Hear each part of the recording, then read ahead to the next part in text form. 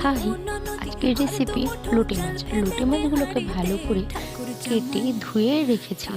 এরপরে লোটে মাছের জন্য বেশ খানিকটা পেঁয়াজকে কুচিয়ে নিয়েছি। এরপরে কয়েক কোয়া রসুন, কাঁচা লঙ্কা, শুকনো লঙ্কা নিয়েছি। এরপরে কড়াই গরম করে তাতে তেল দিয়ে কয়েক দানা সর্ষে ফোড়ন দিয়ে পেঁয়াজগুলোকে ভালো করে ভেজে নিচ্ছি। এরপর ওই পেস্টটা মানে শুকনো লঙ্কা, কাঁচা লঙ্কা, রসুনের পেস্টটা দিয়ে দিলাম। তারপরে মশলা কষানো হয়ে গেলে এবার লোটে মাছগুলো দিয়ে দিচ্ছি। তোমাদের বলতে ভুলে গেছি, এখানে কিন্তু আমি নুন আর হলুদটা অ্যাড করেছি, তোমাদের দেখাতে ভুলে গেছি। এরপরে গ্যাসটা মিডিয়াম টু হাই ফ্লেমে রেখে একটা ঢাকনা চাপা দিয়ে রেখে দিলাম। রেখে দেওয়ার পরে কিছুক্ষণ পরেই দেখো লোটে মাছগুলো কি সুন্দর নরম হয়ে গেছে।